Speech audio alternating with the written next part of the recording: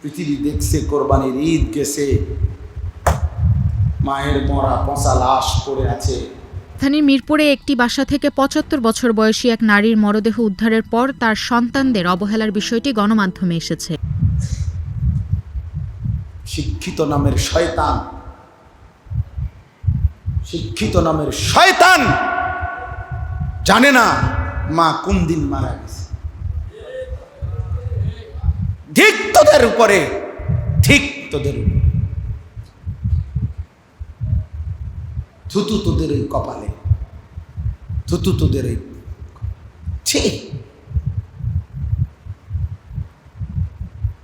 এত বড় জঘন্য ঘটনা পৃথিবী কখনো শুনছে কিনা?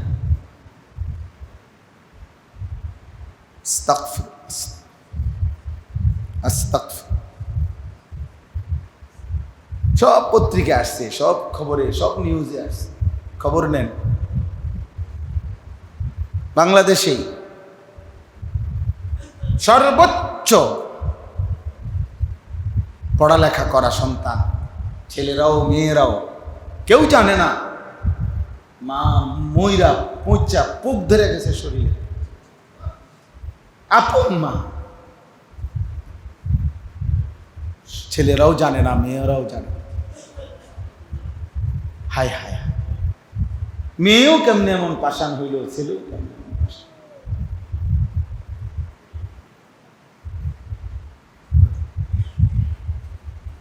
পরিস্থিতি আমাদের দেশের হইল এমন আব্বা,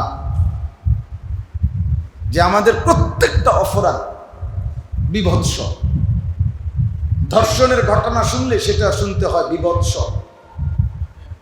মানে যেটাই শুনতে যাই আমরা এখন, যেটা মনে হয় যেন মানবতার ইতিহাসে এরকম জঘন্য আর হয়। 8 বছরের কন্যা ধর্ষিতা হয়, মাথার থেকে শরীর টুকরা হয়ে যায়। এই ঘটনা আমরা ব্যক্তিগতভাবে আইয়ামে জাহিলিয়াত, সমস্ত আলেমরা, আমরা ইসলাম পূর্ব যুগে, অন্ধকার যুগে আইয়ামে জাহিলিয়াতের কত ঘটনা আমরা পড়ছি, জাহিলি যুগের মানুষের কাহিনী।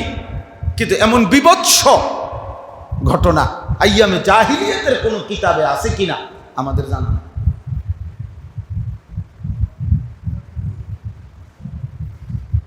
অতএব আমরা সবচেয়ে বড় বিষয়, বৈশ্বিক দুনিয়া, বস্তুবাদের এই দুনিয়া, রংচঙ্গা এই ভবন, বিল্ডিং আর দালান, খাটপালং আর সোফা, ফার্নিচার আর আসবাব, রং তামাশার এই জীবনকে যে পরিমাণ আমরা বুঝছি, ঈমান, ইসলাম, আখিরাত, চরিত্র, আখলাক, নিজের কিংবা সন্তান পরিবারের, আল্লাহ, রসুল, আখিরাত, পরকাল, আখলাক, চরিত্রের ব্যাপারে তার 100 ভাগের আমরা 1 ভাগও বুঝতেছি না। উনি ওই ছেলেটার জন্য বিল্ডিং এটা করতেছে, উনি বাপ নিজে দাঁড়ায় আছে, যে ছেলেটা খোদার 365 দিনে একদিনও মানুষরূপী এই নাফরমান, এই হাইওয়ান একদিনও ফজরের নামাজ পড়ে না, এমন নিকৃষ্ট মানুষরূপী জানোয়ারের জন্য উনি বিল্ডিং করতে আছে, এই অমানুষের জন্য। সারা রাত যে মোবাইলে উলঙ্গ ছবি দেয়, 5 ওয়াক্ত নামাজের 1 ওয়াক্ত নামাজের সেজদা যে দেয় না, এমন নিকৃষ্ট নাফরমানের জন্য উনি রোজগার করতেছে, উনি আত্মতৃপ্তি ভোগ করছে। বিল্ডিং করতেছি, দোয়া করেন হুজুর, 7 ডালাই রবিবারে খাস করে দোয়া করেন, একেবারে ছাতা দিবেন দোয়ার মধ্যে, এমন দোয়া দিবেন যাতে বিল্ডিং সহটা একটা যায়, ছাদ সহ খাস। নর্মাল কোনো দোয়া তো কেউ আপনার কাছে চাই কিনা কি জানি, আমার দ্বারা কেউ কোনো নর্মাল দোয়া আছে, সব দোয়া খাস। হ্যাঁ, খাস তো মোটরসাইকেল কিনছি, খাস করে দোয়া করে, খাস করে যে প্রথম স্টার্টে যেন অ্যাক্সিডেন্ট করে এমন দোয়া দিবেন, খাস দোয়া, সব দোয়া খাস। বিল্ডিং, দালান, ফার্নিচার, বিদেশ, ভিসা, আকামা, ট্রান্সপোর্ট, নিজের কিংবা পরিবারের আখিরাত কোথায়? তো এই শেষ কথাটা হলো, এই প্রসঙ্গে শেষ কথাটা হলো, কোরআনুল কারীমে একটা সূরা আছে আমরা সবার কাছে প্রসিদ্ধ, সূরা হাশর। মানে হু আল্লাহুল্লাযী লা ইলাহা ইল্লা হু, যেই সূরাতে, এই সূরার একটা আয়াত আছে, ওই আয়াতের তাফসীরের মধ্যে আছে কোন মানুষের উপরে দুনিয়াতে আল্লাহর সবচেয়ে বড় শাস্তি কি? আখিরাতের শাস্তি না, মানে কবর আখিরাতের শাস্তি ভিন্ন। দুনিয়াতে কোনো মানুষের উপরে আল্লাহ তাআলার সবচেয়ে বড় আযাব কি, শাস্তি কি, ওই আয়াতে আছে ওয়ালা তাকুনু কাল্লাযীনা নাসুল্লাহা ফাআনসাহুম আনফুসাহুম। এইটা এই কথাইটা আল্লাহ তাআলা বলেন, হে ঈমানদার, তুমি আমাকে এই পরিমাণ ভুলে যেও না ওই মানুষগুলোর মতো যারা আমাকে লম্বা সময় ভুলে গেছিল, ফলে আমি একদিন নিজেই, আমি আল্লাহই ইচ্ছা করে নারাজ হয়ে আমি আল্লাহই তাকে আপন ভোলা করে দিলাম। এবার আর সে নিজেই নিজেকে চেনে না, ও জানেই না ও মুসলমান, ও জানেই না কোনোদিন মৃত্যু হবে, ও জানেই না তার কবর হবে, ও জানেই না তার হাসর হবে, ও জানেই না তার জন্য হালাল হারাম বলতে কিছু আছে, ও জানেই না তার জন্য আল্লাহ রসুলের কোনো বিধান আছে। এতটাই আপন ভোলা, এতটাই আত্মভোলা, খোদার কসম আল্লাহ বলে, আমি এই শাস্তি যাকে দেই তাকেই দুনিয়ায় সবচেয়ে বড় শাস্তি দেই। ফাআনসাহুম আনফুসাহুম, আত্মভোলা। কি ভোলা বলেন না? আত্মভোলা। আমি দেরি করব না আব্বা, আমি অল্প সময় শেষ করে দিচ্ছি। আপন ভোলা করে দেয়, আপন ভোলা। আর কোনোদিন মনেই পড়ে না 30 বছর ধরে এক তালে গুনাহ করতেছি, ও মা প্রতিদিন ওজনে কম দেয়। এটা সিস্টেমে, এ মিশা কথার উপরে হাসে, সুদের উপরে হাসে, কিস্তির উপরে, লোনের উপরে তার হাসে, তার জিন্দিগি। এটা যে সামান্য পাপ, এই কথাটা তার আপাদ মস্তক চেহারার দিকে তাকাইলে বুঝাও যায়। বুঝেন নাই কথা? এই লোকের মনে আছে নিজের কথা, কবরের কথা মনে হয়? কোন মানুষ তো পিছলা খাইতে পারে, আবার ঘুরে দাঁড়াবে। কোন মানুষের গুনাহ হয়ে যাবে, আবার সে ঘুরে দাঁড়াবে।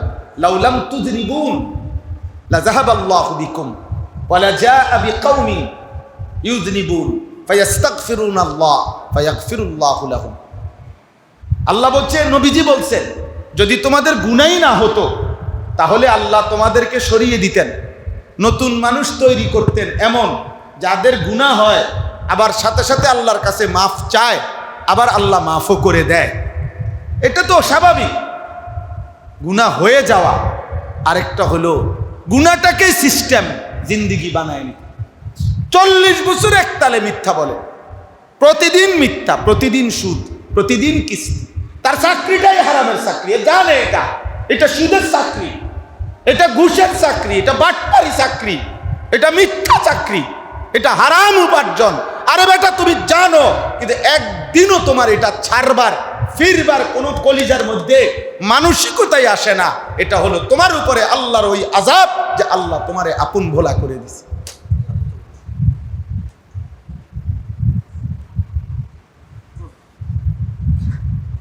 নাহলে গুনাহ আমারও হবে, আপনারও হবে।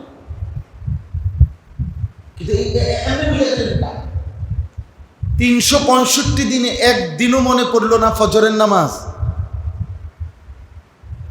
আপনি মানুষ, আপনি মুসলমান, আপনি মানুষের বাচ্চা, তাহলে মানুষরূপী জানোয়ার কে?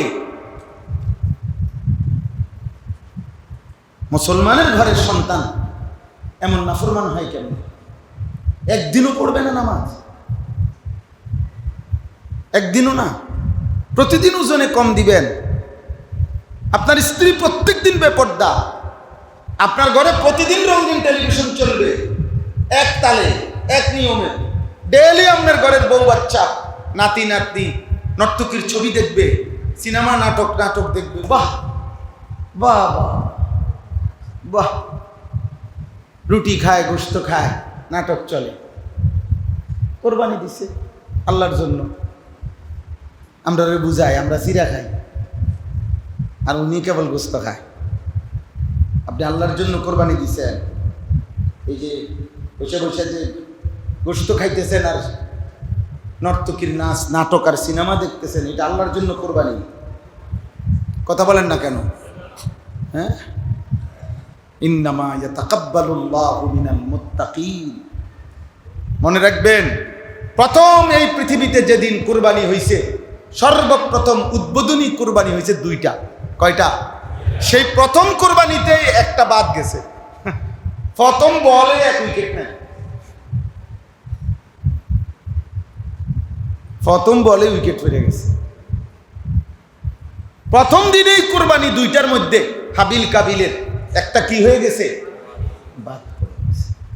অতএব প্রতি বছর কুরবানি হয় ঠিকই, গরু জবাই হয়, সিদ্ধও হয়, রুটি দিয়া খানাও হয়, আসমানে সব যায় না। সব কই যায় না?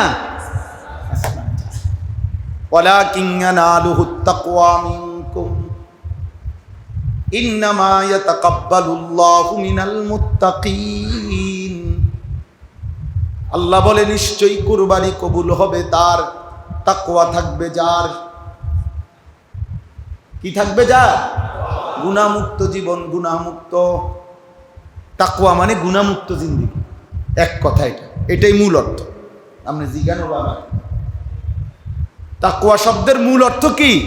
গুনাহমুক্ত জীবন, গুনাহমুক্ত জীবন, গুনাহমুক্ত জীবন। অতএব আমি এটা বলতে চাইছি, আত্মবোলা হয়ে যাওয়া আজকে আপনাদের কাছে প্রথম সবক। এইটাই আজকের ইসলাহি মজলিসে আপনাদের কাছে প্রথম আবদার। এমন জীবন যেন না হয় আর আখিরাত মনে পড়ে না, কবরের কথা মনে পড়ে না, হাসরের ময়দানের কথা মনে পড়ে না। রে আব্বা, এমন জীবন বানায়েন, এমন জীবন বানায়েন। হোঁচট খাবেন, পিছলাও খাবেন, ভুল হবে, কিন্তু এইভাবে লাগাতার নিয়ম মাফিক একজন ইমানদারের গুনাহ হইতে পারে না। বুঝেন নাই আমার কথা? পিছলা খাইবেন চলার পথে। আমি একটু আগেও বলছি, আপনি হাঁটতে শুরু করছেন, 10 কদম পরে পিছলা খাইছেন, আবার দাঁড়াইছেন, এবার আবার হাঁটতেছেন, এবার 20 কদম পরে আবার পিছলা খাইছেন, আবার দাঁড়াইছেন, এবার 30 কদম পরে আবার পিছলা খাইছেন, আবার দাঁড়াইছেন। একজন বিবেকবান মানুষের এটাই বুঝবে যে প্রত্যেকবারে সে স্বাভাবিক সঠিকভাবে চলতে পারবে বেশি, পিছলা খাবে কম। বোঝেন নাই কথা? এটাই দুনিয়ার নিজাম, এটাই শৃঙ্খলা, এটাই সিস্টেম।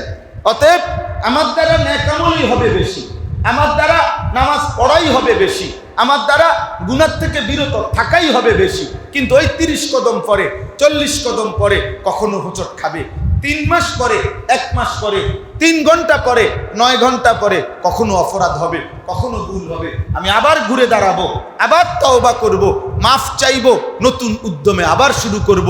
আল্লাহ বলবেন, বান্দা এই পড়ে যাইয়া যদি আবার উঠে চলতে থাকো, পড়ে গিয়ে যদি আবার উঠে চলতে থাকো, এই চলতে চলতে একদিন এমন মজবুত করে দিব পাও, এবার ঘন্টার পর ঘন্টা চলবা, শুধু চলবা না, দৌড়বা, আর কোনোদিন পড়বা না।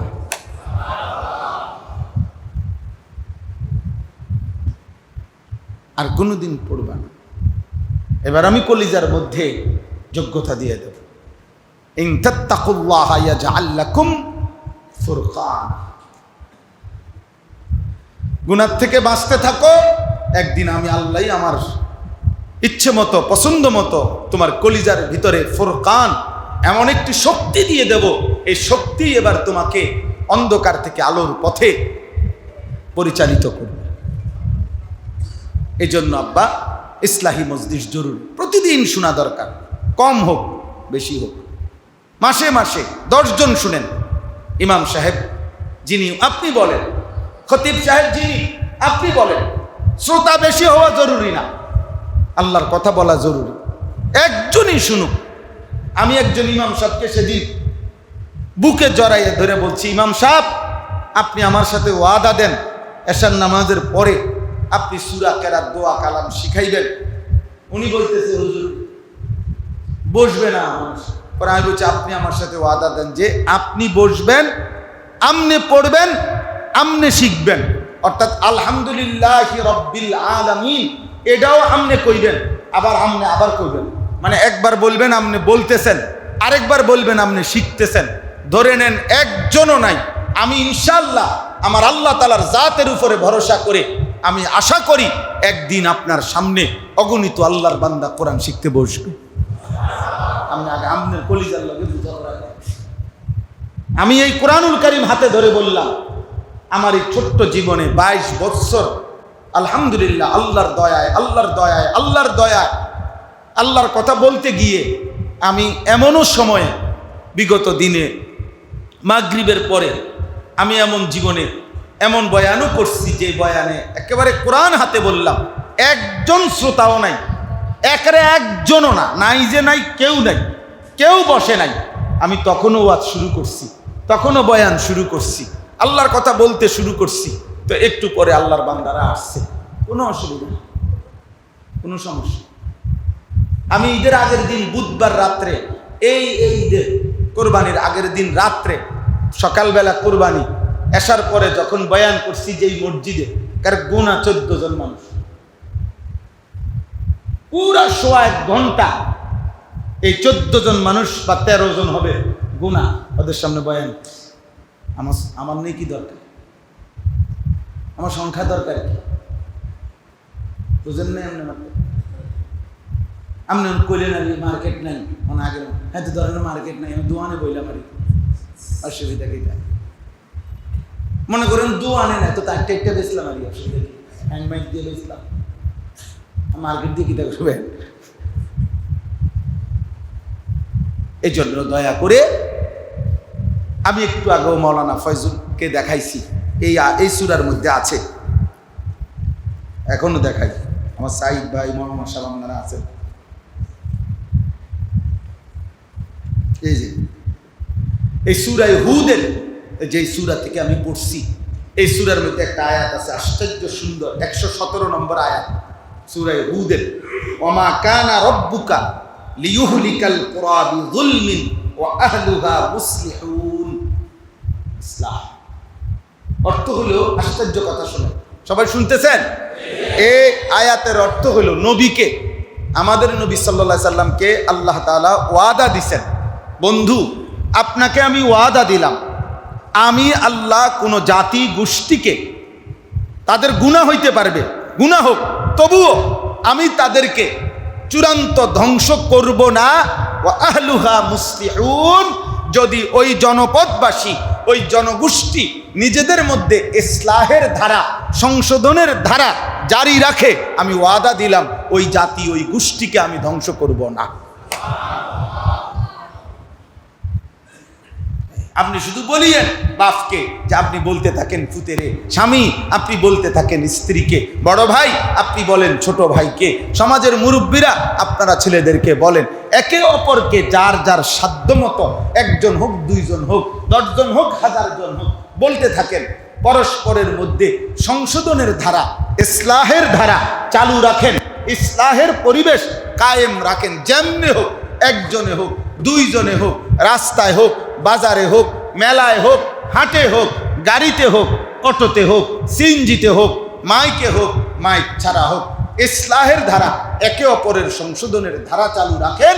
বন্ধু ওয়াদা দিলাম যদি এই ধারা চালু থাকে আমি ওই জাতি শেষ করব। বুঝছেন? হ্যাঁ, ওমা কানা রব্বুকা লিয়ুহলিকাল কুরা বিযুলমিন, গুনাহ হবে আমি ধ্বংস করব, কিন্তু শর্ত হলো কি করতে হবে? ইসলাহের ধারা চালু। বন্ধ করে দিলে হইতো ওনার কেউ মাতে না, যার মতো না, এরকম হইতে পারে। বনি ইসরাইলের এই অবস্থার পরিস্থিতিতেই আল্লাহ ধ্বংস করে দিয়েছে। হাদিসে স্পষ্ট আছে, মুসা নবীর কওমের নাফরমানরা যখন গুনাহ শুরু করছে, ইমানদাররা প্রথম বলা নিষেধ করতে ছিল, নিষেধ করত। হাদিসের মধ্যে নবীজি বলেন কিছুদিন পর ধীরে ধীরে নাফরমান পাপীরা যখন বিরত হচ্ছিল না, এবার ইমানদার নেককার এমনকি ওলামা, তাদের নেতৃস্থানীয় দিনদার এলেমওয়ালারাও ওই মানুষগুলোকে আর বাধা দেওয়া বন্ধ করে দিছে, বরং তাদের সাথেই খানা পিনা উঠা বসা স্বাভাবিকভাবে কার্যক্রম চালু করছে।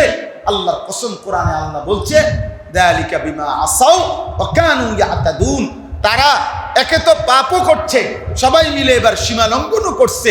কানু লা ইয়াতানাহাউনা আম মুনকারিন ফাআলুহু, তারা একে অপরকে গুনাহ থেকে আর নিষেধ করছে না। আল্লাহ তাআলা বলেন এই পাপের কারণে নবী শুনাইছেন, আল্লাহ পুরো জাতি শেষ করে দিয়েছে। যা বালামন্দ সব সমান সমান। এই হাদিস তো বিখ্যাত হাদিস, এই হাদিস বিখ্যাত যে আল্লাহ তাআলা জিব্রাইলকে পাঠাইছেন এক কওমের কাছে, ওই কওমকে উল্টে দাও।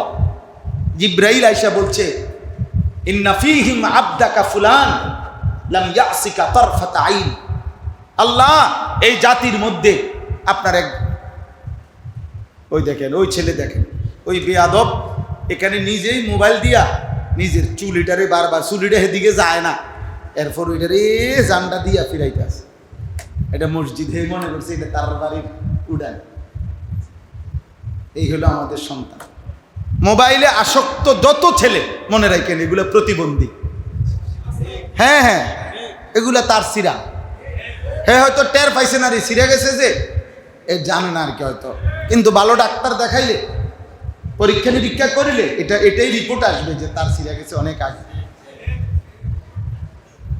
হ্যাঁ, এবং সবচেয়ে বড় তার সিরা হইল যে নিজের ছবি নিজে উঠায়, সেলফি যে উঠায়, নিজে নিজে নিজে হাসে, নিজে নিজে আতফাওলারে, একেবারে শতভাগ পুরাটাই সিরা গেছে। এটা শতভাগ প্রতিবন্ধী, মানসিক ভারসাম্যহীন। মনে রাখবেন। হ্যাঁ হ্যাঁ, যদি কেউ তর্ক করতে চান তো আমি বসুন, আমি আপনারে বুঝাবো যুক্তি দিয়ে। আপনি চলেন নাই তো আমরা পাবনা যাই, পাগল কি করে দেখি চলে। হ্যাঁ, পরীক্ষা হোক, কথা বোঝেন নাই আপনি তো, তখনই তো প্রমাণ হবে। আমি নিজে দেখে আসছি, 2 ঘন্টা 2.5 ঘন্টা আমি পাবনা গারদে ছিলাম, দেখে আসছি। আমি মাহফিলে গিয়া ওইখানে আসর থেকে মাগরিব পাবনা মাহফিলে গেছিলাম, তখন আমি দেখে আসছি ওরা কি করে। আমারে ওরা অনুমতি নিয়ে দেখাইছে ওই মানসিক হাসপাতালে এটাতে।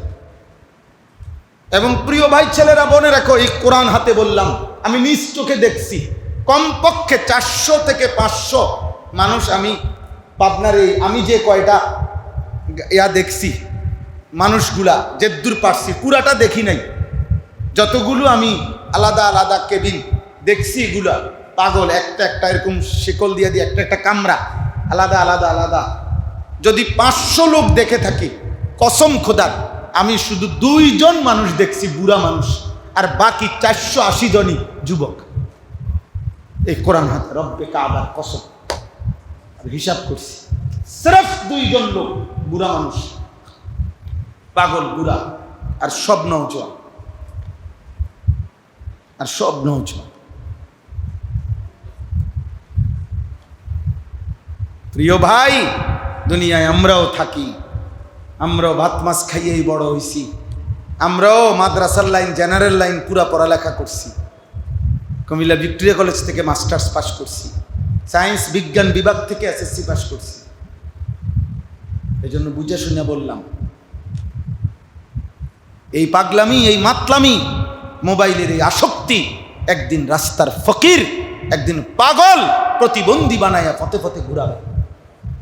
দেখো একদিন বেলা ডুববেই, একদিন সূর্য ডুববেই, একদিন খবর আসবেই, ফেসবুকও নাই, ইউটিউবও নাই, আজ আর ফিতাওয়ালা ক্যাসেট নাই, আজ আর চ্যাপ্টা চ্যাপ্টা পাতলা সিডি ক্যাসেট এগুলা এখন আর নাই, এখন আর ল্যান্ডফোনের টেলিফোনের ব্যবহার নাই, এখন আর ডাক টিকেট আর পিয়নের চিঠির প্রচলন নাই, এখন আর টেলিগ্রাফ এটা নাই। এই সবগুলো প্রযুক্তি আমরা দেখছি। আমাদের বয়স কত? কমপক্ষে 350, 45। তাহলে 45 বছরের হায়াতে যদি এতগুলো প্রযুক্তি পৃথিবী থেকে হারিয়ে যাওয়া আমরা দেখছি, তো তোমরাও আগামী 10 বছর 30 বছরের ভিতরে তোমরাও দেখবা তোমাদের বর্তমান প্রচলিত অসংখ্য প্রযুক্তি পৃথিবী থেকে হারিয়ে গেছে। যেই কোনো বিবেকবান ভাই বুঝো, মনে রেখো আব্বা, হারিয়ে যাবে, কিন্তু প্রযুক্তি তো হারিয়ে যাবে, ফেসবুক হয়তো থাকবে না, ইউটিউব হয়তো থাকবে না, কিন্তু দিবানিশি যেই গুণাগুলো তুমি করে তোমার বাম কাদের আমল নামার মধ্যে জমা হয়েছে, এগুলো মুছবা কেমনে? বলো না ভাইয়া, বলো না নওজোয়ান, একদিন তো তুমি বুড়া হয়ে যাইবা, একদিন তো শরীরের শক্তি সামর্থ্য কমে যাবে, অথবা কবরে। কিন্তু গুনাহগুলো মুছবা, পাপগুলো মুছবা কেমনে? এই জন্য গুনাহ আর নাফরমানি করে নিজেকে বুদ্ধিমান ভাবার কোনো যুক্তি নাই। পাপী কখনোই বুদ্ধিমান হয়। কোরআনুল কারীমে অসংখ্য আয়াতে সমস্ত পাপী নাফরমানদেরকে আল্লাহ বলছে লা ইয়াকিলুন, লা ইয়াফকাহুন, লা ইয়ালামুন, লা ইয়াকিলুন। ওদের আকল নাই, ওদের বুঝ নাই, ওদের জ্ঞান নাই। এই কথাগুলো আল্লাহ বলেন। তো এগুলো কারে বলছে? ইমানদারকে।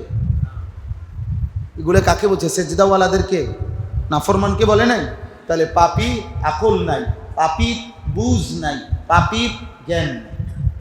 লা ইয়ালামুন, লা ইয়াফকাহুন, লা ইয়াকিলুন। ও ব্যাককল জাহিলুন। কোরআন বলছে পাপীকে কুল্লু মান আসাল্লাহা ফাহুয়া জাহিল। তাফসীর ইবনে কাসিরে আছে, সূরা ইউসুফে, যে আল্লাহর নাফরমানি করে সে জাহেল, মূর্খ। আমি কিংবা আপনি, আমি বা আপনি যেই যখনই পাপ করি তো সেটা মূর্খতাই করি, মূর্খতাই করি। এজন্য চলেন দয়া করে প্রত্যেকে, আমি এতগুলো কথা বলছি, এটার অর্থ হইল ইসলাহি মাহফিল জরুরি। বলেন জরুরি কিনা? আপনি শুনতে থাকেন, এক সপ্তাহ পর পর শুনেন, এক মাস পর পর শুনেন। যেদিন মাওলা চাইবে সেদিন বদলাবে। পরিবর্তন করে আল্লাহ, হেদায়েত দেয় আল্লাহ, জীবন বদলায় দেয় কে? আল্লাহ। আল্লাহ। আমাদের দায়িত্ব বলতে থাকে, আমাদের দায়িত্ব কি করা? বলতে থাকে। আমরা সবটুকু দিয়ে বলতেই পারি, এর বেশি কিছু না। লাস্তা আলাইহিম বিমুসাইতির। আল্লাহ বলছে নবী আপনি মুজাক্কির, ইন্নামা আনতা মুজাক্কির। আপনি উপদেশদাতা, আপনি শাসক নন, আপনি জল্লাদ না। যে কথা বলবেন যে ঈমান আনবি নইলে কল্লা ফালাই দেব, নামাজ পড়বি নয়তো কল্লা ফালাই দেব না, এমন আপনি বলেন, আবার বলেন, আবার বলেন, আবার বলেন, আবার বলেন, কাঁদেন, মেহনত করেন, ডাকতে থাকেন, বলতে থাকেন। আর আল্লাহ চাইলেই পরিবর্তন হবে। পরিবর্তন হবে কে? আল্লাহ চাই, আল্লাহ চাই। আল্লাহ আপনাদের জিন্দেগি সুন্দর করে দেন। আল্লাহ যুবক ভাই তোমাদের জীবন আল্লাহ সুন্দর করে। মোবাইলের আসক্তি ছাড়ো আব্বা, আমি অনুরোধ করলাম। ব্যবহার আর আসক্তি এক কথা না। যে যদি কেউ তার চাকরির কাজে, ব্যবসার কাজে, পড়ালেখার কাজে, উপার্জনের কাজে, যে কোনো কাজের কারণে যদি সে তার বড় মোবাইল 12 ঘন্টা না 14 ঘন্টাও যদি ব্যবহার করে, এটা আসক্তি না, এটা হলো তার প্রয়োজন। কথা বোঝেন নাই আমার? আমি ভারসাম্যপূর্ণ কথা কইতে, একটা মানুষের উপার্জনের কাজের জন্য এটা দরকার, ঠিক আছে নি? তো ঠিক আছে, কিন্তু এটা তো সে প্রয়োজন। কিন্তু রাত নাই দিবা নিশি এই 14 বছর, 16 বছরের, 18 বছরের, 12 বছরের ছেলেগুলো রাত্র দিন 24 ঘন্টা এই বড় মোবাইল দিয়ে কি উপার্জন করতেছে? আমার কথা বুঝেন না? অনেকে যুক্তি দিব চালাক আছে ফলাফাইল, হ্যাঁ এগুলা সব ফালাই দিত নি, হ্যাঁ মোবাইলের কোনো দরকার নাই, 100 বার দরকার। মদিনা শরীফ, নবীজির রওজা শরীফ, যেখানে নবী সাল্লাল্লাহু আলাইহি সাল্লামের রওজার পাশের যে জায়গা রিয়াজুল জান্নাহ, যেখানে জান্নাতের টুকরা বলে, ওইটার মধ্যে এই করোনার পর থেকে 2021 সালের পর থেকে ওইখানে ঢুকতে হইলে বড় মোবাইল দিয়া অ্যাপসের মাধ্যমে রেজিস্ট্রেশন করতে হয়, ঢুকবার সময় এটা দেখাইতে হয়। তো তাহলে এটা অনেক দরকার। তাহলে আপনি এটারে দলিল দিয়া এটারে মহানে কি বিষয় বানাই দিবেন নাকি?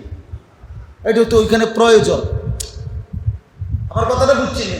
আমি প্রয়োজনকে তো অস্বীকার করছি না, প্রয়োজনকে তো বাদ দিচ্ছি না, কিন্তু তুমি সারাদিন কি করছো? 14 বছরের ছেলে, তুমি রাত গভীর পর্যন্ত যে মোবাইল চালাও, 16 বছরের, তুমি কি করো, কি দেখো? আমরা বুঝি না, আমরা সিরা খাই। তুমি উলঙ্গ নাচ দেখো, নর্তকীর দৃশ্য দেখো, হারাম কোনো মেয়ের সাথে হারাম কোনো প্রেম করো। মনে রাখবা, মেয়ের সাথে, মহিলার সাথে, নারীকে কেন্দ্র করে যে কোনো গুনাহ করে, পাপ করে, আল্লাহর কসম নবীজি বলছে আল্লাহ তাআলা জিনাকার বেবিচারীর সময়ে আল্লাহ তার কলিজার থেকে ঈমান খুলে রেখে দেয়। এই দুই পাপ এমন, একটা হলো ব্যভিচারী, আরেকটা হলো শরাবখোর, নেশাখোর, মদখোর, গাঁজাখোর, ফুট্টাখোর, বাবাখোর, ডাইলখোর, ইয়াবাখোর, হারামখোর। সে যখন শরাব পান করে, নেশা করে, আল্লাহ তাআলা তার হৃদয় থেকে খুলে ঈমান টেনে বের করে ফেলে। আল্লাহ বলে, এদিকে বেঈমান, ওয়েট, কই যাচ্ছ? নেশা করবি? দাঁড়া দাঁড়া, আমার ঈমান আমার দিয়ে দে, যা বেঈমান যা। তাফসীর মুনীর আরবি একটা বিখ্যাত তাফসীর আছে, ওই কিতাবে আছে, আমার কাছে আছে এই কিতাব, সূরা নূরের মধ্যে আছে এই তাফসীর। মান জানা ওয়া শারিবাল খামরা নাযা আল্লাহু মিন কলবিহিল ঈমান কামা ইয়াখলাউল ইনসানু আল কামিসা মিন রাসিহি। যে মদ পান করে এবং জিনা করে, আল্লাহর নবী বলেন আল্লাহ তার কলিজার থেকে ঈমান বের করে ফেলে, মানুষ যেমন গায়ের জামা খুলে ফেলে। কি ভয়ঙ্কর কথা! আব্বা বলো না, কি মারাত্মক কথা! এই ঈমান যদি আর ফেরত না দেয়, হ্যাঁ, আল্লাহ যদি বলে যা বেঈমান, ভাত খাইবি খা, দুনিয়া ভোগ করবি, কুত্তা বিলাইও দুনিয়া ভোগ করে, যা ভোগ কর, দুনিয়া খাইতে দেবো, অসুবিধা নেই। কত জানোয়ার খায়, তুই খাইতে অসুবিধা কি? যা বেটা। কত নাস্তিক, কত মুরতাদরে আমি খাওয়াই, যে আমি 40 বছরে যে এই কথাই বলে যে আমি আল্লাহ বলতে কিছু মানি না, এমন নাফরমানকে আল্লাহ খাওয়ায় না? তো তোর মতো বেটারে খাওয়াইতে সমস্যা কি? ভাতখানা তো কোনো আশ্চর্য কিছু না, বিল্ডিং তো কোনো অবাক কিছু না। বিল্ডিংয়ের দোতলায় আমি নিজে দেখছি কয়দিন আগে, নিচতলায় মানুষ ঘুমায়, দোতলায় ছাগল ঘুমায়। এই ভদ্রলোক বলছে দোতলায়, বলে আঙ্কেল এখানে কি? দোতলায়। কয় আঙ্কেল এনে কয়টা ছাগল পালতেছে। ও মাশাআল্লাহ, আঙ্কেল থাকে নিচতলায়, আঙ্কেলের ছাগল থাকে দোতলায়।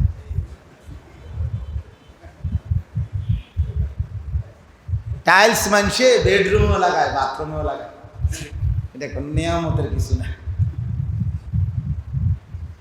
টাইলস কোনো এমন কোনো নিয়ামত না যে এটা একবারে বিরাট কিছু, বুঝেন না? এসি আমি নিজ চোখে দেখছি, রাজবাড়ি বা ফিলিগিয়া ওনারা পেঁয়াজ উৎপাদনের ওইখানে সম্পূর্ণ একেবারে সম্পূর্ণ কুল এসি লাগানো, এটার ভিতরে এটার মধ্যে পেঁয়াজ রাখে। আমি কত কেজি পেঁয়াজ, কয়েকজন 1250-1400 মন পেঁয়াজ এটার ভিতরে এসি। তাহলে কাজে পেঁয়াজ যেখানে রাখে হেড অফ এসি লাগায়, তো এটা তার এমন কিছু না, এটা তো বিরাট কিছু না। আমার একজন ঘনিষ্ঠ মানুষ আছে, অস্ট্রেলিয়া থাকে, ওনারা জিজ্ঞাসা করছে আপনি অস্ট্রেলিয়া কি করেন? আমি হেলিকপ্টার দিয়ে সার দিই। সত্য কথা, হেলিকপ্টার দিয়ে কি দেয়? সার দেয়, সার। মানে ওইখানে এত লম্বা কোম্পানির সবজির প্রজেক্ট, এমনি সার দেওয়ার সিস্টেম নাই, হেলিকপ্টার দিয়ে কি দেয়? সার দেয়। তাহলে হেলিকপ্টার দিয়ে মানুষের খেতে সারও দেয়, তাহলে এনে অবাক করা কি আঙ্কেল? মানে বিল্ডিং এটা একটা বিরাট কিছু, কি ভবন, দালান, হেলিকপ্টার, টাইলস, বাথরুম, এগুলো আশ্চর্য কিছু? আখিরাত বড়। বড় কি? আল্লাহই বড়, আল্লাহই বড়। ওয়ালা যিকরুল্লাহি আকবার, সেজদাই বড়, সেজদাই বড়, আল্লাহর স্মরণই বড়। আল্লাহ আমাদেরকে তৌফিক দান করেন, আল্লাহ আমাদেরকে কবুল করে নেন। আমি আপনাদের কাছে এই আয়াতটাই শেষ কথা, এই সূরা হুদের একটা কথা বলার জন্য শুধু পড়ছি। আল্লাহ তাআলা বলেন ওয়া আনিস্তাগফিরু রাব্বাকুম সুম্মা তুবু ইলাইহি। এই শেষ কথাটা শুনেন, আল্লাহ তাআলা বলেন বান্দা তোমাদের সকলের কাছে আমি আল্লাহর কথা শুনতেছেন কি? 1 নাম্বার হলো আনিস্তাগফিরু রাব্বাকুম, তোমরা তোমাদের সমস্ত গুনাহ থেকে আল্লাহর নিকট ইস্তিগফার করো, ক্ষমা প্রার্থনা করো, ক্ষমা প্রার্থনা করো, গুনাহ ছেড়ে দিয়ে মাফ চাও। গুনাহ ছেড়ে দিয়ে, এটাকে বলে ইস্তিগফার। গুনাহ ছেড়ে দিয়ে মাফ চাওয়া, এটাকে কি বলে? ইস্তিগফার। সুম্মা তুবু ইলাইহি, অতঃপর তওবা করো। এ কথার অর্থ হলো তাফসীরে আছে, অতঃপর ইবাদত শুরু করে আল্লাহর নিকট ফিরে আসো। গুনাহ ছেড়ে দিয়ে মাফ চাও, ইবাদত শুরু করে আল্লাহর কাছে কি করো? ফিরে আসো। এ তওবা মানে ফিরে আসা। আল্লাহর নিকট, মানে হইলো ইবাদতের মাধ্যমে ফিরে আসা। আল্লাহর কাছে ফিরে আসবেন মানে কি? নতুন উদ্যমে আবার কি শুরু করবেন? আল্লাহ, আমার ভুল হয়েছে মাওলা, আজ অনেক দিন আমি ফজরের নামাজ পড়ি নাই মাওলা, বিষয়টা আমি বুঝি নাই মাওলা, আপনি আমারে মাফ করে দেন, আজকের থেকে আমি শুরু করলাম। তো এই বান্দা ইস্তেগফারও করছে, তওবাও করছে, গুনাহ থেকে মাফ চাইছে, নতুন করে ইবাদত আবার কি করছে? এইটারে বলে আমরা কিতাবের মধ্যে পড়ছি আল জাদ্দু ফিস সুলুক ইলা মালিকিল মুলুক। এই কিতাবে আমার শায়েখের দেওয়া কিতাব, আমি এটা পড়ছি। ওইখানে আছে বুজুর্গানে দ্বীন বলে আল ইস্তিগফারু বিলা ইখলাইন আনিদ দামবি তাওবাতুল কাদ্দাবিন। যে ব্যক্তি গুনাহ ছেড়ে না দিয়ে, গুনাহ ত্যাগ না করে আল্লাহর কাছে ক্ষমা চাচ্ছে, এটা হচ্ছে তাওবাতুল কাদ্দাবিন, মিথ্যাবাদীর তওবা। মিথ্যুক মিথ্যুক মিথ্যুক। তোর তওবার উপরে তওবা, তোর ইস্তেগফারের উপরে ইস্তেগফার। বেটার গুনাহ ছাড়ার এক জাররা মানসিকতাও নাই, এমনি হুজুরের সাথে কয় আস্তাগফিরুল্লাহ রাব্বি। মাতালারে বাটফার, মাতালারও কিতা, হ্যাঁ সেটা তুমি সুদ ছাড়ছনি কি কারে কব আস্তাগফিরুল্লাহ? তুমি মিথ্যা বলা ছাড়ছনি, কথা বলেন না তো তামনিটা কি আস্তাগফিরুল্লাহ কইতেছে? এটা আস্তাগফিরুল্লাহ হইল? আমাদের করাচি হজরত কুতুবে আলম আরিফ বিল্লাহ হজরত মাওলানা শাহ হাকিম মোহাম্মদ আখতার রহমতুল্লাহ আলাইহি হজ্জের সফরে বিমানে ওনার সাথের হাজি, উনিও হাজি মানে এহরাম করা, সাথের লোকও এহরাম করা, ওনার সাথে গেছে। তো ওই সাথের লোকটা এহরাম পরা, উনি ওই বিমানের মহিলাদের দিকে তাকাইয়া, বিমানে যারা সেবা করে, হ্যাঁ বিমানবালা, এই মহিলা এগুলা তো আপনার তাদের সুন্দরী রূপসী আর কাপড় অল্প অল্প, কোম্পানি দুর্বলের কারণে দুইজনে একজনের কাপড় পরে, কোম্পানি নতুন দেখে দুর্বল দেখে এই জন্য দেয়। তো এই এর দেখাইছে, ও ওই হাজি সাহেব হজরতকে দেখাইতেছে আর কি, মানে হঠাৎ বেচারা এই মহিলাগোর দিকে তাকাইয়া রয়েছে, তাকাইয়া তাকাই বলতেছে আস্তাগফিরুল্লাহ আস্তাগফিরুল্লাহ হযরত, ये कैसा मंजर है, এটা কি দৃশ্য, আস্তাগফিরুল্লাহ, মহিলাগুলোর কাপড় চোপড় এমন কেন? তো হযরত তখন বলতেছিলেন ভাই তেরি আস্তাগফিরুল্লাহ পর আস্তাগফিরুল্লাহ, আরে ভাই তোমার আস্তাগফিরুল্লাহর উপরে আস্তাগফিরুল্লাহ, ये कैसा আস্তাগফিরুল্লাহ, এটা কি ধরনের আস্তাগফিরুল্লাহ? ছাইয়া রইছো পুরা দমে বেটির দিকে, পহলে তো নজর হটাও ফির আস্তাগফিরুল্লাহ পড়ো। বললেন যে আগে কি করো, আগে তো চোখ সরাও, এরপরে না কি পড়বা আস্তাগফিরুল্লাহ, তেরি আস্তাগফিরুল্লাহ পর আস্তাগফিরুল্লাহ। তো আমাগো আস্তাগফিরুল্লাহর উপরে কি, আমগো তওবার উপরে তওবা। আল্লাহ আমাদেরকে মাফ করে দেন। ইউমাত্তিকুম মাতাআন হাসানা ইলা আজালিন মুসাম্মা, এইটাই শেষ তরজমা। আল্লাহ তাআলা বলেন যদি গুনাহ থেকে ক্ষমা প্রার্থনা করো, যদি ইবাদত শুরু করে তওবা করো, বান্দা নতুন করে ফিরে আসো, তা আমি আল্লাহ দুইটা পুরস্কার দেব।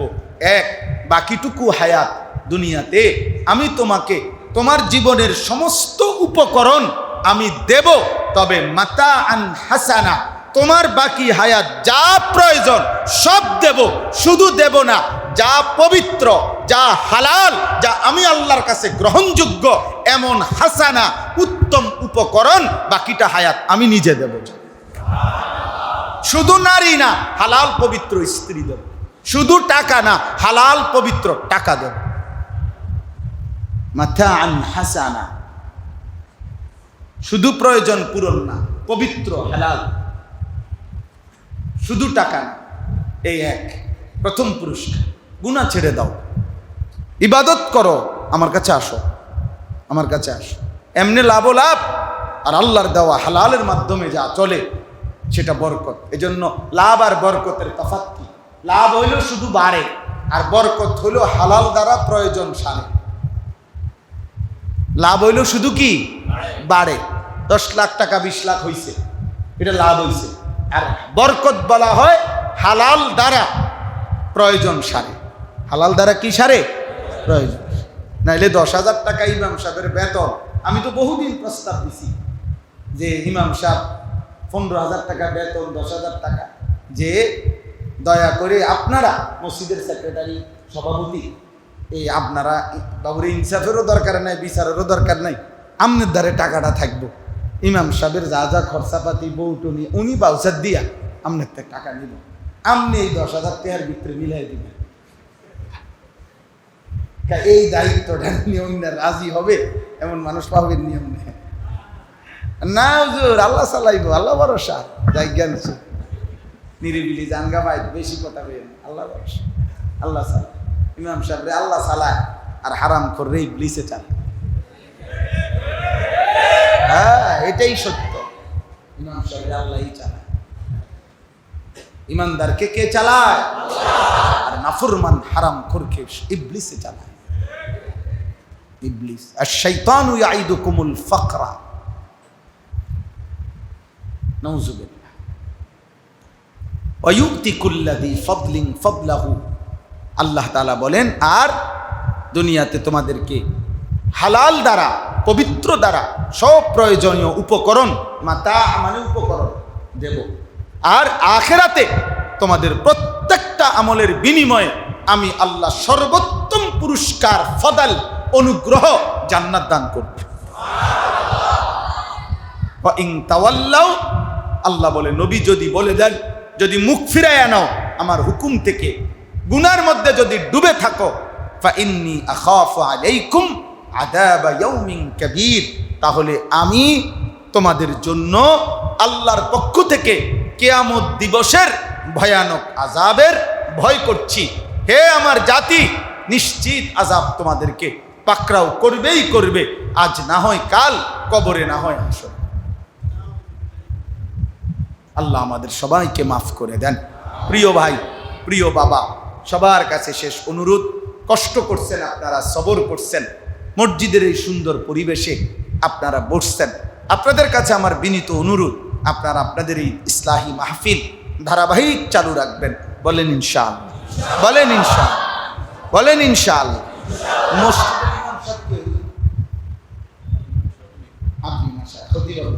এই আপনারা দুজন উদ্যোগ নিয়া আপনি হুজুরে শুনাইবেন, হুজুর আপনারা শুনাইবেন, ঠিক আছে ইনশাআল্লাহ। হিম্মত করেন, হিম্মত, আপনারা হিম্মত, আর উপযুক্ত আলেমে দিন, আলহামদুলিল্লাহ। অতএব আপনি আপনার উদ্যোগে আপনারা শুরু করে 5 জন শুনুন, ঘাবড়াইবার কিছু নাই, একজন শুনুক, কোনো অসুবিধা নাই। হ্যাঁ, আমি কইলে লোক হয় না, আমরা হুজুরে কইলে লোক হয় না, না সারা বাংলাদেশের লোক আমরা মসজিদে আইতে হইব, তো বাকি মসজিদে কি করো না? ঘটনাটা কি, মানে বাকি মসজিদ বন্ধ হয়ে যাওয়া? আমি বুঝাইলাম আর কি, মানে উদ্দেশ্য এটা বুঝাই আপনার জন্য না, মানে সবার জন্য বলি আর কি। আমি যে আপনার গো ইমাম সাহেবের সারা বাংলাদেশ চিনতে হবে, তো বাকি মসজিদের ইমাম সাহেবের কি রিজন দিয়ে লেছে নাকি? তো এটা কোনো কথা হলো? এটা কি কোনো মাকসাদ হইতে পারে না? আখিরাত মাকসাদ। মাকসাদ কি বলেন না? আখিরাত। আমরা সবাই চেষ্টা করব ইনশাআল্লাহ এই মজলিস চালু রাখতে, বলেন ইনশাআল্লাহ। আর শেষ কথা হলো, কিশোর যুবক ভাই, দোস্ত আমার, বন্ধু আমার, তোমাদের কাছে অনুরোধ ভাইয়া, 1 নম্বর অনুরোধ হলো, তোমরা এই মোবাইলের প্রচণ্ড আসক্তি, প্রত্যেকে মোবাইল আসক্ত, যেই সমস্ত ছেলে আমরা বুঝি, তুমি মোবাইলে আসক্ত না, মূলত তুমি নারীতে আসক্ত। আর নারীর আসক্ত ব্যক্তি এই পৃথিবীতে সফল হয় না।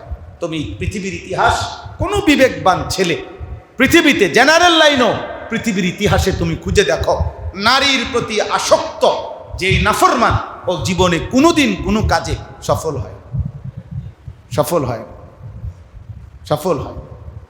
হ্যাঁ, আমরা কিতাবে পড়ছি ইতিহাসে যে আকবর, সম্রাট আকবর, মোগল সম্রাট আকবর ব্রিটিশের বড় বড় বাহিনীর সাথে বিজয় লাভ করছে। আকবরের সামনে কথা বলতে কাঁপতো ব্রিটিশ বাহিনী, কিন্তু আকবরের ঘরে হেরেমের মধ্যে বিবি ছিল কয়েকজন, যারা বেঈমান।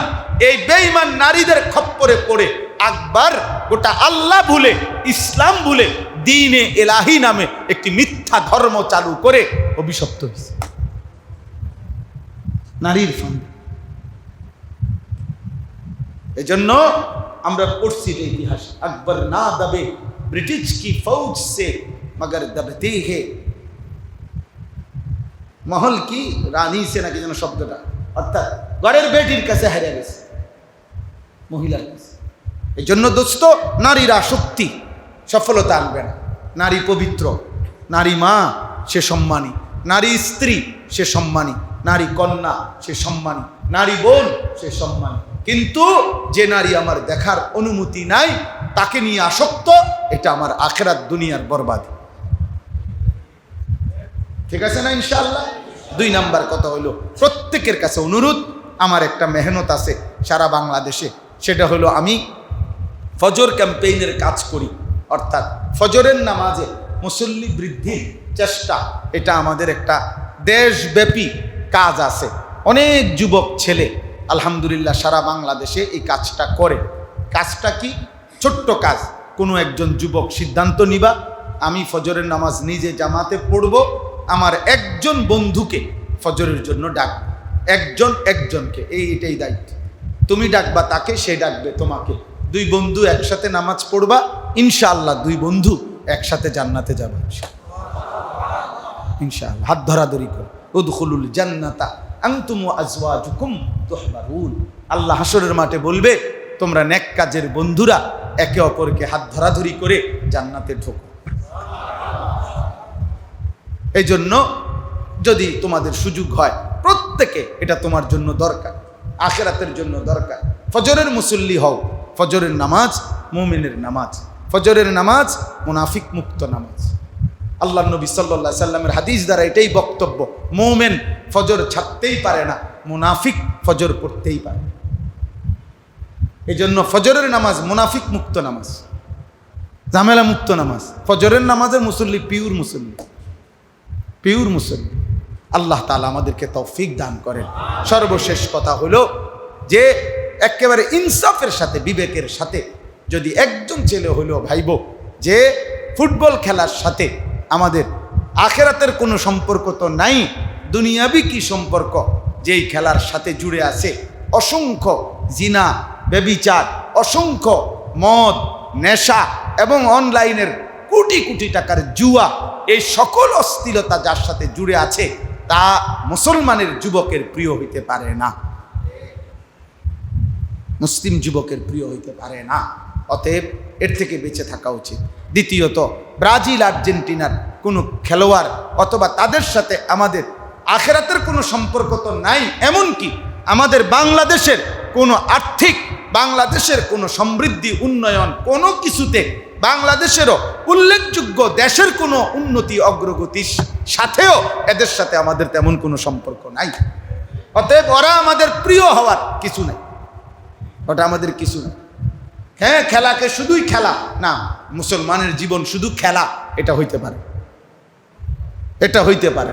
আল্লাহ তাআলা আমাদেরকে হেফাজত করেন, আল্লাহ আমাদেরকে কবুল করেন। আজকের এই মাহফিলে আল্লাহ তাআলা ভরপুর বরকত দান করেন।